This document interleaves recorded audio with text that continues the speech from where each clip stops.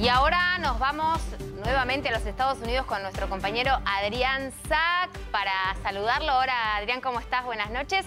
Buenas noches para nosotros, buenos días, buenas tardes todavía para vos. ¿Cómo estás? Mirá, de manga corta y pleno día. ¿Viste? Se me acaba. Vengo a hacer unas changuitas como encargado de edificio, pero bueno, así me han dicho, me han cargado en las redes sociales. Pero está bien, bueno, es el look que se impone para el fin del verano. A mí me parece muy canchero. Este fin de semana, ¿te parece muy canchero? Total. Bueno, mira, no sé, tiene... Los botoncitos son distintos y aparte es muy honroso. Aparte, el encargado de edificio es alguien que maneja mucha información. Por supuesto. Yo sé que está en el ranking de los más respetados. Olvídate. Todo el mundo se quiere llevar bien con ellos porque saben. Así que no me vendría mal hacer unas changuitas en realidad para tener más información y más chismes. Bueno, después de todos los periodistas somos mayoristas de chismes de alguna manera, ¿no? Si necesitamos, vivimos bueno, de eso. A ver, ¿cómo está la cosa en cuanto a los hábitos hoy en día, ¿no? Teniendo en cuenta todo lo que venimos hablando esta semana, de variante Delta. Eso te quería decir. Mira, no solamente lo que venían hablando en la semana, sino lo que hablaban recién.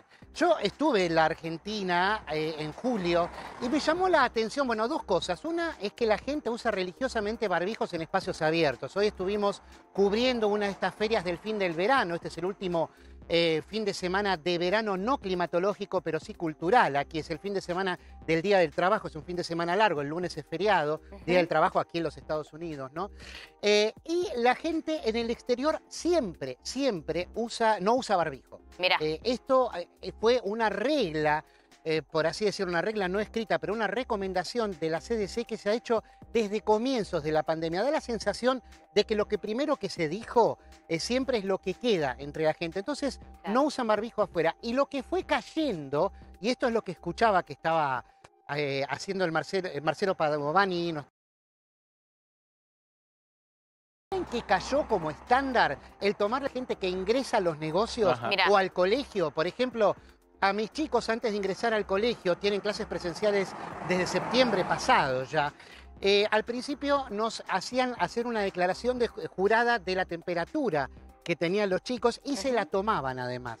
Bueno, este estándar cayó en marzo aproximadamente. En varios lugares consideraron que no era prueba necesaria ni suficiente para saber si eras COVID positivo o no. La fe la pusieron en la vacuna, pero sobre todo lo que decía la gente sobre la vacuna, lo cual también es peligroso, porque la gente puede mentir, ¿no? Pero bueno, es lo que se llama aquí el sistema de honor. Confiar en que estás vacunado o no estás vacunado. De hecho, en los negocios, justamente, se volvió a pedir que usaran barbijo porque la gente mentía.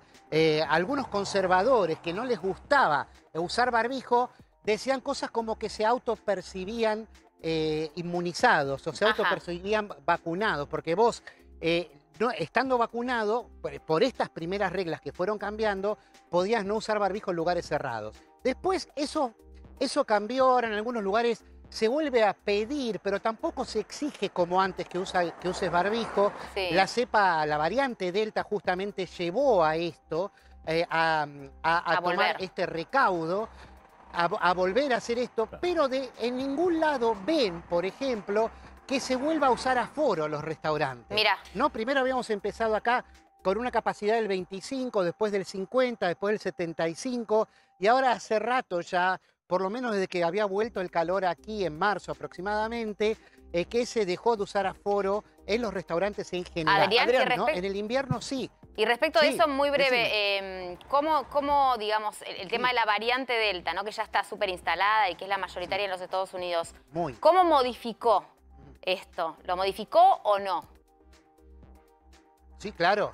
Lo modificó justamente por esta recomendación de volver a usar barbijo. Claro, pero una cosa es la recomendación y otra cosa es la praxis, ¿no? O sea, lo que efectivamente sucede.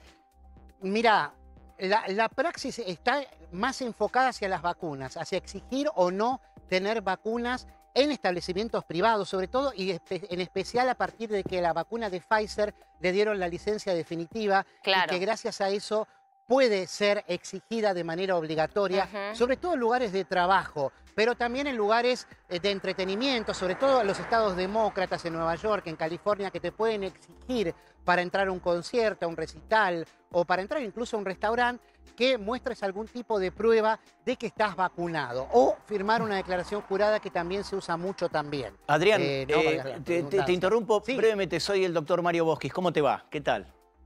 ¿Qué tal, doctor? Bien, ¿cómo andás? Yo justo te quería preguntar, vos estabas hablando de distintos estados del sur y bueno, sabemos que hay, especialmente en el estado de Florida, hubo una explosión de casos, ahora está aparentemente disminuyendo, pero hubo una controversia muy fuerte por el uso de las mascarillas entre el gobernador, ¿no? DeSantis y, por ejemplo, la vuelta a los colegios, a las escuelas, en los cuales había una fuerte resistencia, por un lado, a que los chicos vuelvan a usar mascarilla en las escuelas. ¿Cómo está esa controversia? ¿Nos podés comentar?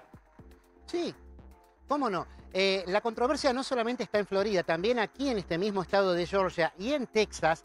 Ha pasado que los gobernadores dieron órdenes justamente de no permitirles, parece medio retorcido, pero es así, no permitirles a los colegios que exijan justamente a los chicos usar de manera obligatoria barbijo. Entonces, ¿qué pasa? Algunos condados, sobre todo en Florida, empezaron a rebelarse y a exigirle a chicos y a docentes, a adultos, que los usen, porque fue especialmente importante el aumento de casos entre chicos. Aquí los hospitales pediátricos del sur están con más casos que nunca. Aquí el caso es de un hospital general como el hospital Grady, aquí en Atlanta, que tiene más casos que nunca de COVID desde que comenzó la pandemia, ¿no?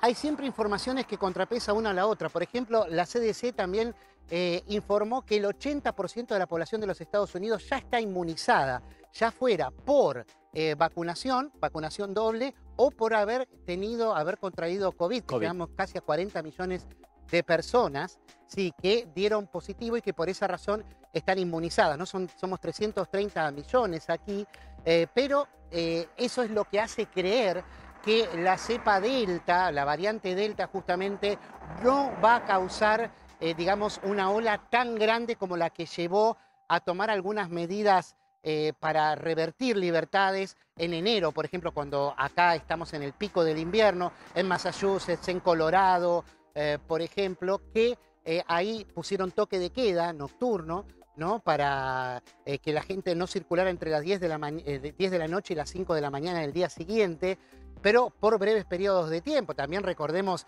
cuando fue el Spring Break en Miami, que venían de otros estados y justamente le prohibían que la gente circulara, pero duró muy poco, no se pudo implementar.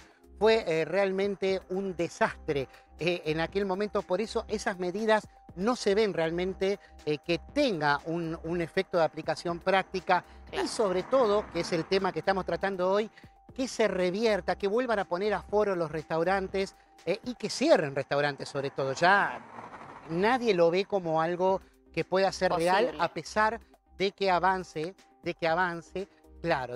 el COVID con la cepa Delta. Tampoco hay ya muchos más cuerpos que infectar, ¿no? Si nos ponemos a pensar. Sí, el doctor te quiere hacer una pregunta. Adrián, Jorge Gessner, te querría hacer una pregunta. Porque la situación hoy en Estados Unidos, a diferencia de Europa, está mucho más complicada. Los datos que tenemos, por ejemplo, del promedio de casos semanales por día, 150.000 nuevos infectados por día. Y el promedio de fallecimientos por día es 1.500.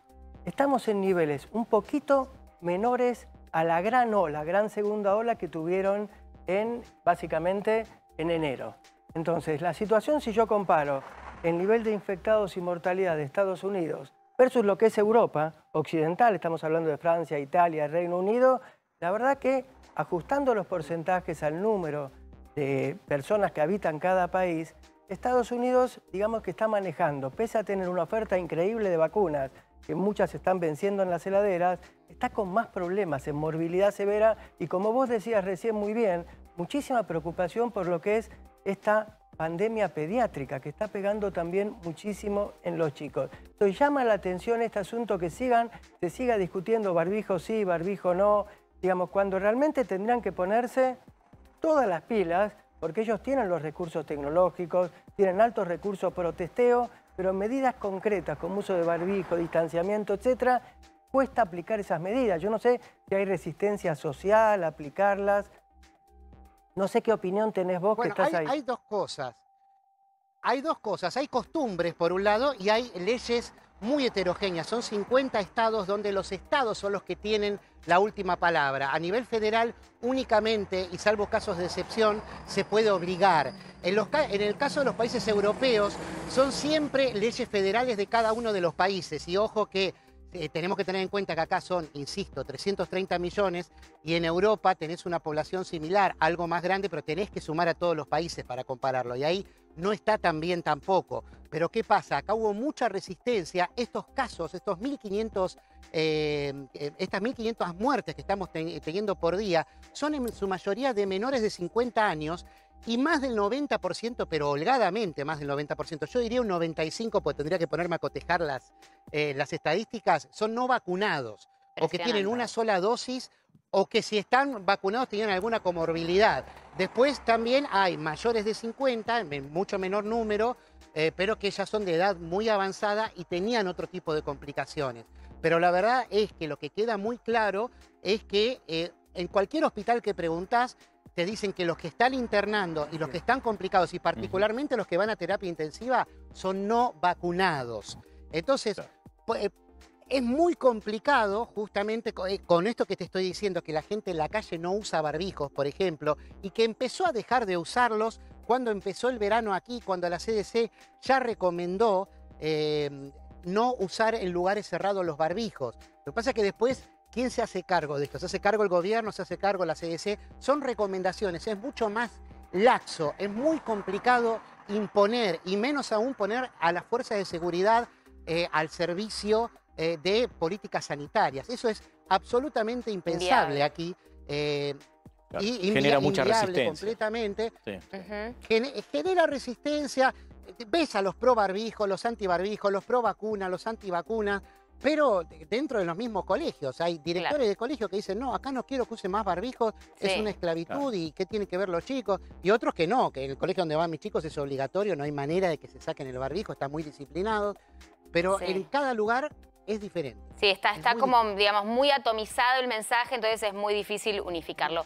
Adri, muchísimas gracias, estás súper elegante, olvídate. Y me encantó ese lugar. Bueno, así, brevemente, ¿dónde estás? Muy cortito, ¿dónde estás? Estoy en lo que llamo yo, dieron en llamar los... mira, a ver si la cámara robot me acompaña un poquito.